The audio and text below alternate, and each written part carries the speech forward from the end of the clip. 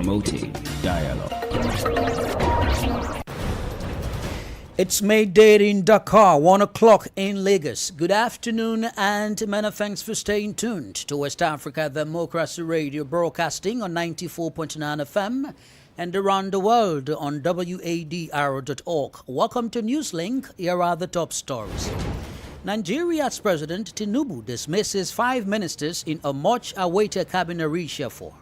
The renaming of the Ministry of National Data Development to Ministry of Regional Development to oversee the activities of all the regional development commissions. International Criminal Court to sentence in November a Malayan jihadist police chief convicted of war crimes.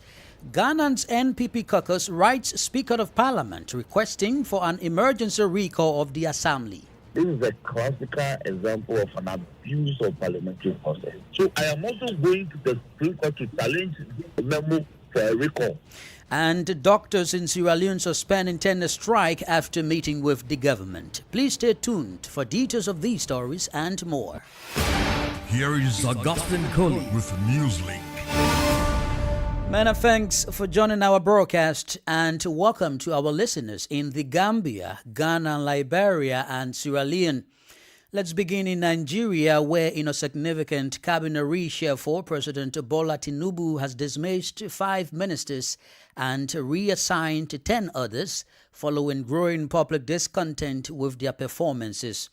The changes, announced during a Federal Executive Council meeting on Wednesday, comes amid rising inflation and escalating security issues facing the nation.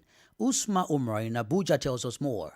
One of the new ministerial nominees is Bianca Odumegu Ojukwu, the widow of late Biafran leader Odumegu Ojukwu, who has been nominated as the new Minister of State for Foreign Affairs. President Tinubu initially appointed 48 ministers to his cabinet in August 2023, 3 months after taking office. However, Betta Edu, following corruption allegations, was removed in January, and Simon Lalong, after winning his election case at the tribunal, went to the Senate, leaving 2 vacancies. Bayo Onanuga, President Tinubu's spokesman, says in addition to new appointments, the president announced the merger of certain ministries in a bid to streamline governance. The 8 actions approved by the President include 1. The renaming of the Ministry of National Data Development to Ministry of Regional Development to oversee the activities of all the regional development commissions. The regional development commissions will be under the supervision of the new ministry are the Niger Delta Development Commission, the Southeast Development Commission, the Northeast Development Commission, and the Northwest Development Commission.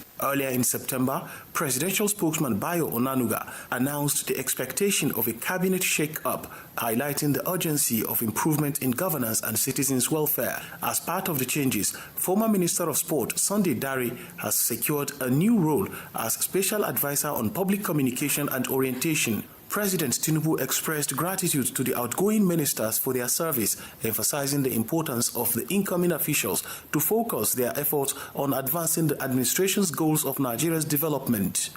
For Newslink on West Africa Democracy Radio, Usman Omar reporting from Abuja. Meanwhile, reactions have been trailing the cabinet reshuffling and dismissal of 5 ministers by Nigeria's President Bola Tinubu on Wednesday.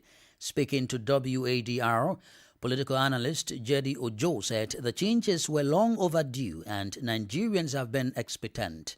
According to Ojo, it is unfortunate that after a year in office, the actions of the ministers have taken a toll on the development of the country. President Bola Tinubu's reshuffling of his cabinet is long overdue. A couple of weeks back, Nigerians were informed about the plan to do this, and it has come to pass. Yes, I think he needs to rejig his cabinet. Quite a number of the 48 or 49 member cabinets were not performing, and the expectation was that at least between half and 2/3 of the ministers should be laid off. However, I think the president must have received the report of the monitoring unit that is headed by Adiza Bala Osman, decided to act on that report. Yes, 5 ministers were sacked, 7 new were appointed, and 10 were reshuffled. I think the president has the prerogative to appoint whoever he wants, to work with him. My own mood is that this is not far-reaching. For instance, who is the substantive Minister of Defense? Nobody seems to be hearing from him. The Minister of State for Defense is more prominent. And when the President decided to scrap the Ministry of Sport, I had expected a similar action to be meted to the Ministry of Police Affairs. I don't think we need the Ministry of Police Affairs because there is a constitutional body called Police Service Commission. Jedi Ojo is a Nigerian political analyst. Meanwhile, the new Patriotic Party caucus in Ghana's parliament has written the Speaker of Parliament, Aban Bagbin, calling for an urgent recall of the Assembly to consider urgent government businesses. This is coming a day after the Speaker adjourned the House following his acknowledgement of legal proceedings surrounding the composition of the House and the attendant public interest over the declaration of the seats of 4 members of Parliament vacant. Wadr's Nadidititi reports. In a formal letter to Ghana's Speaker of Parliament, Aban Bagbin, the NPP caucus, through its second deputy majority whip, Alex Sete Jonoboa, cited constitutional and statutory provisions, including Article 112, Clause 3 of the 1992 Constitution and Standing Orders 53.1 and 53.2, which allow 15% of MPs to demand a parliamentary session. These rules mandate that the Speaker must summon Parliament within 7 days after receiving such a request. The petition, signed by around 80 NPP MPs, emphasizes that the recall is essential for the government to meet its constitutional and democratic obligations to the people of Ghana. The urgent matters the NPP caucus wishes to address include the approval of the Ghana Financial Stability Fund, an international development association facility worth $250 million, and various bills such as the Environmental Protection Agency Bill 2024 and the Social Protection Bill 2023, the Customs Amendment Bill 2024, and the Interstate Succession Bill 2022. The petitioners justify the recall by pointing out that the Speaker adjourned Parliament on October 22, 2024 without addressing several advertised scheduled items. They reiterated that their request was made in good faith and in the national interest to ensure the effective functioning of Parliament and the timely passage of key legislative proposals. This is a classical example of an abuse of parliamentary process. So I am also going to the Supreme Court to challenge the memo for a recall. For Wadr, Nadidititi, Accra. And news from the Sahel says the International Criminal Court on Wednesday was sentenced in November a Malian jihadist police chief convicted of war crimes and crimes against humanity committed in Timbuktu. Al-Hassan Al-Abdou Aziz Al-Mohammed Al-Mahmoud, 46, was found guilty in June of crimes including torture and outrages upon personal dignity during a reign of terror in the Fabo Malian city. Francis Boniface has the details. An ICC judge previously said Al-Hassan played a key role overseeing amputations and floggings as police chief when militants from Al-Qaeda in the Islamic Maghreb and Ansar-Din groups seized control of Timbuktu for almost a year from early 2012. The ICC in a statement said the judges may impose a prison sentence of maximum 30 years or when justified by the extreme gravity of the crime and the individual circumstances of the convicted person, life imprisonment. According to the statement, the Hague-based court will sentence Al-Hassan on November 20 from 2 p.m. local time, 1300 GMT. Notices of appeal against verdicts were filed in September by both the defendant's legal team and the prosecutor. Al-Hassan was also convicted of contributing to the crimes perpetrated by other members of the jihadist groups, including mutilation and persecution. According to the prosecutor, he told investigators that the people of Timbuktu were scared out of their minds. He was, however, acquitted of the war crimes of rape and sexual slavery, as well as the crime against humanity of forced marriage. The militants from Al-Qaeda in the Islamic Maghreb and Ansar-Din exploited an ethnic Tuareg uprising in 2012 to take over cities in Mali's volatile north. The ICC in June made public an arrest warrant for one of Sahel's top jihadist leaders over alleged atrocities in Timbuktu from 2012 to 2013. Francis Boniface reporting there. More stories coming up on West Africa Democracy Radio. Newslink continues. Former Nigerian Prime Minister Hama Amadou has died at the age of 74. His death occurred Wednesday at the Niamey General Reference Hospital. After being exiled during the administration of deposed President Mohamed Bazoum, Hama Amadou returned to Niamey following the coup d'etat in July 2023. Amadou served as the President of the National Assembly and held the position of Prime Minister twice, first under President Mahaman Usman from 1995 to 1996, and then during the regime of President Mamadou Tanja from 1999 to 2007.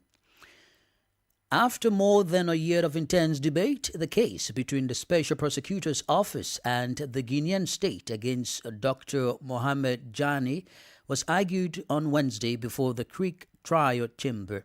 Pending the decision of Judge Yakuba Conte at the next hearing scheduled for December 18, 2024, the Safer Party pleaded for the confirmation of the confiscation of all assets of the former Minister of Defense and the payment of 500 billion Guinean francs in damages, and also the provisional execution of the decision. Eche Atisu has more details in this report. The prosecution's requisitions highlight serious accusations of embezzlement of public funds, money laundering, and illicit enrichment attributed to Dr. Diani.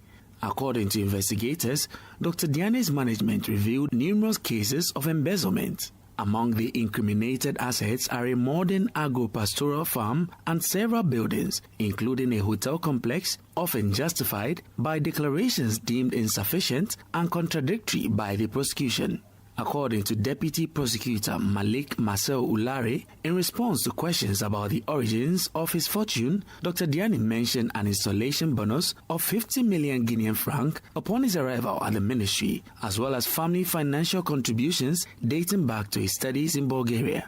However, the prosecution stressed that the majority of his assets had been acquired after 2011, while he was in office, calling into question the legitimacy of his explanations. The prosecutor concluded by requesting to recognize the defendant sufficiently guilty of all the offenses with which he is charged in these proceedings, thus to sentence him to 5 years of imprisonment and a fine of 5 billion Guinean francs, while ordering the confiscation of his property for the benefit of the state, but also to receive the state in its constitution of party and thus accede to all its requests.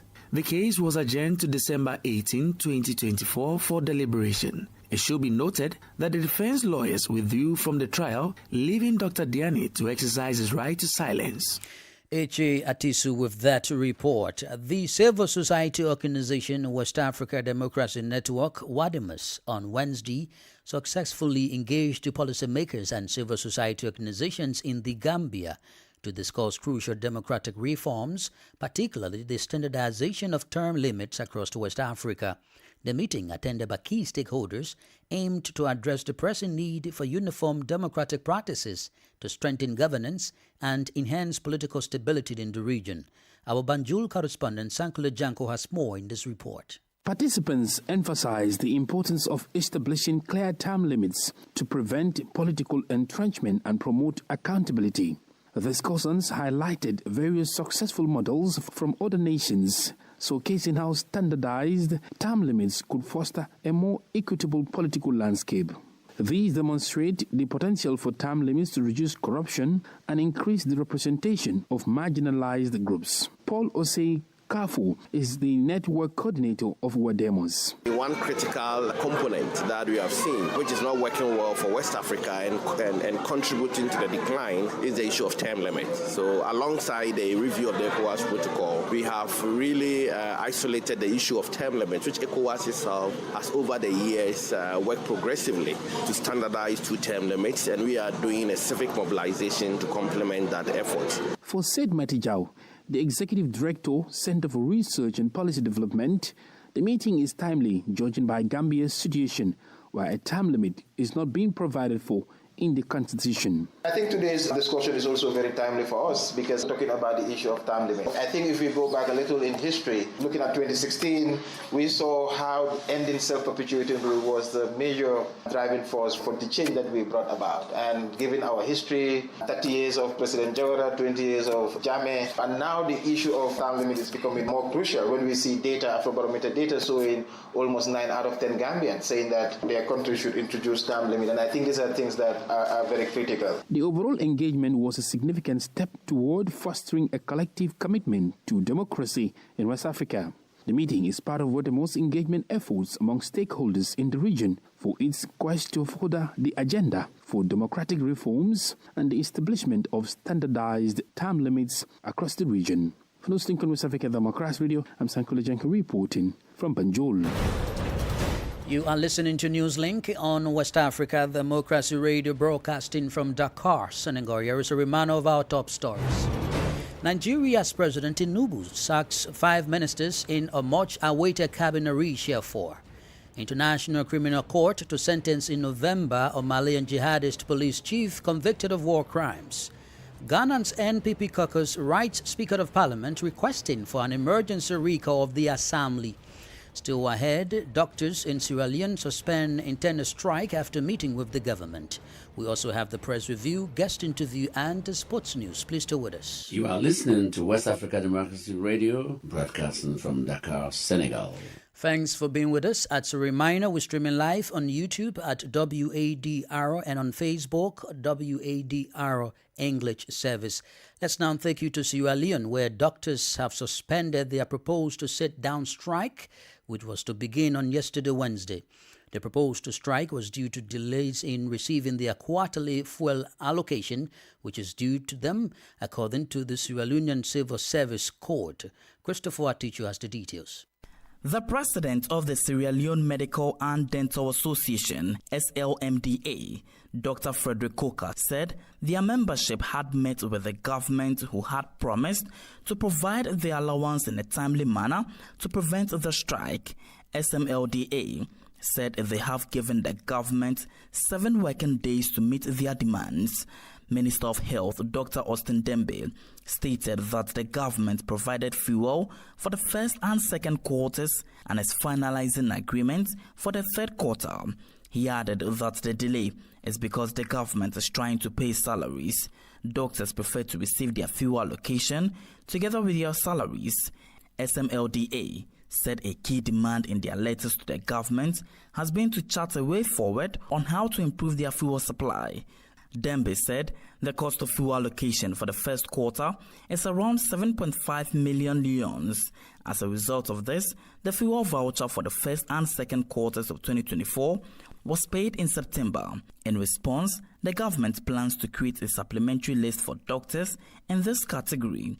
A committee will also be set for the management of doctors' fuel allocation.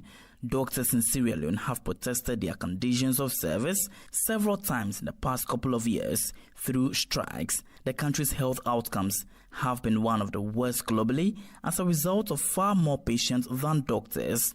The country currently has about 500 doctors for a population of 8.5 million people. Christopher, a teacher reporting there. Away from Sierra Leone, President Joseph Yuman Boakai officially launched Liberia's first doctoral programs at the state-run university. The historic occasion marks a major milestone in Liberia's academic development and positions the country to significantly enhance its intellectual and research capabilities.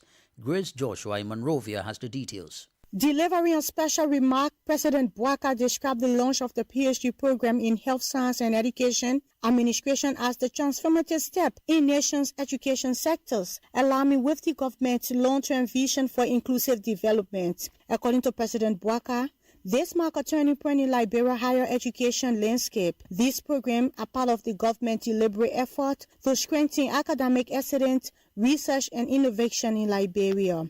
It always brings me pleasant memories at the university. And one of the things I want to be thankful for is to show Liberians that it is always the best thing to do to invest in your people. I'm looking in the audience. When we attended here years ago and even more recently, President Bouaka stressed the importance of collaborations between the government, the private sectors, and international academic institutes, acknowledging the support of the Consortium of the United States University for the support of higher education in Liberia and other partners who contributed to the success of the program. But every face you see here are people who, mostly Liberians, who are sacrificing to make contribution to their country. I want to thank you very much.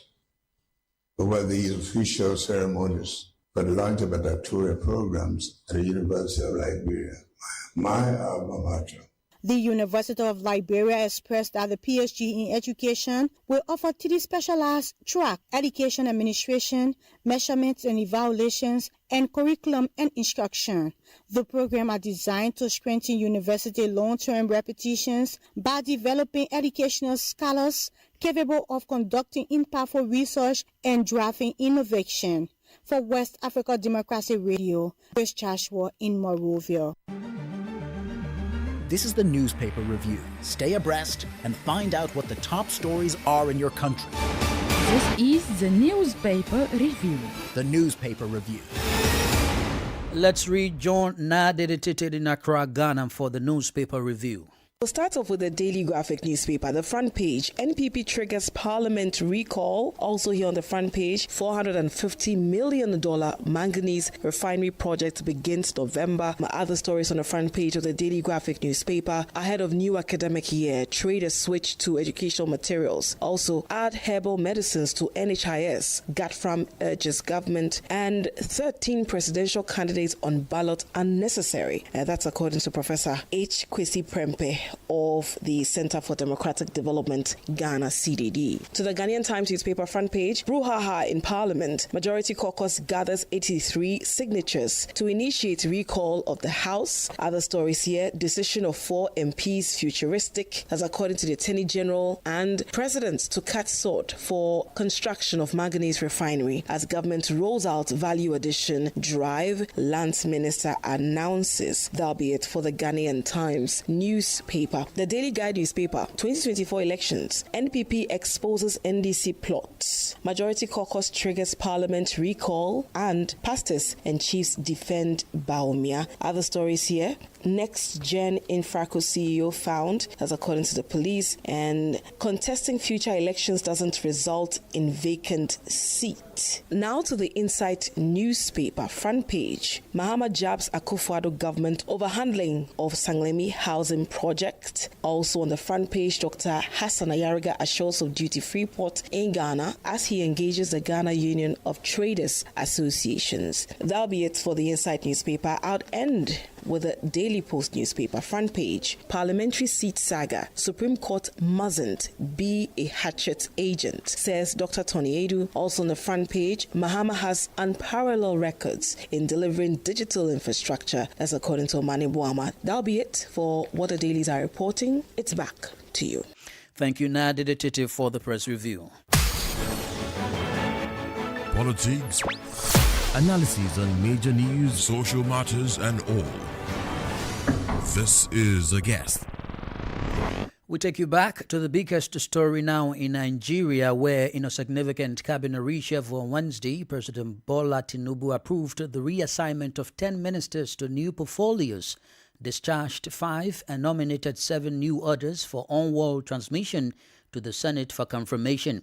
While experts laud this move, however, Tinubu's cabinet remains bigger than that of his predecessor, Muhammadu Buhari, who had 43 ministers in his second term in office, despite calls by critics to streamline government bureaucracy and trim costs. Tuchukwu Emmanuel Afemin, a governance expert, is our guest. So the cabinet reshuffling has been long overdue coming. It shows the president wanted to ensure that he had effectiveness from his team of ministers. Buhari's first tenure did not experience this. President Jonathan's first tenure didn't experience this particularly immediately, but he eventually did something. So, yeah, it's necessary considering the fact that the country is in a state where there's a high level of demand for results. So, we consider it necessary for the moment, and there's a lot of expectations now raised high, that will look at these ministers that have been reshuffled, the new ministers that have also taken in their responsibility, especially from now to the next 1 year. All right, I mean, just a year into the administration, and say 5 ministers aside Betty Edu, who was suspended in January, have been laid off. What does this say about this administration? And what is the president trying to do in this case? So it's clear that Mr. President wants results, definite results. And somehow this goes to show a precedence to any minister that would not want to work. Mr. President is known as a man that is always depending on professionals to get things done, and always known for keeping the best kind of people all around him as a governor, and even as he started his recent administration. So we are watching to see what this sounding has done and will do to the current ministers, and everybody is usually going to sit up going forward. There's a lot of noise or news going up this evening around Nigeria about what is necessary, what will happen. But by next year, this time, we're going to do another post-evaluation of the current ministers and the new ministers that were just appointed. Was the shufflement necessary? Was the new ministers' influx necessary? And one thing I noted with the president is that there are certain ministers that were not reshuffled. Minister of Interior, Minister of FCT, and certain ministers too, they were not touched. That goes to show you that if you're doing well, the president recognizes and he leaves you where you are. Tuchukwu Emmanuel, a Femini Ace or governance expert. And here is Sankule Janko with sports. Hello there, warm welcome and thank you for joining us. Nigeria have secured passage to the quarterfinals in the ongoing FIFA Under-17 Women's World Cup after a hard-fought 1-0 win against tournament host Dominican Republic on Wednesday. Nigeria booked their place to the last 8 thanks to Shakirat Moshood's late strike in the 89th minute to help the youngsters to continue on their fairy tale journey in the tournament. Dominican Republic kept Nigerians at bay, hoping to extend the game into extra time before Shakirat Moshood fired a magnificent shot from outside the box in the 89th minute to send the West African side into the quarterfinals. Up next for Nigeria will be the United States on Saturday for a place in the last 4. And in cricket, the Gambia recorded the worst defeat in men's T20 international cricket after 344-4 defeat by Zimbabwe on Wednesday in Nairobi, Kenya. Zimbabwe's thrashing of the Gambia is part of qualifying for the 2026 World Cup. And that's it for sports. It's back to you. We've come to the end of this edition of Newslink on West Africa Democracy Radio, broadcasting from Dakar, Senegal. Thank you for listening, and many thanks to Christian Mukidi and Maudo Juf for the technical support. To interact with us via our social media platforms, X formerly Twitter, Instagram at WADR News, and on Facebook, WADR English Service. Up next is our flagship environment program, Enviroscope. I am Augustine Cully. Good afternoon. And many thanks.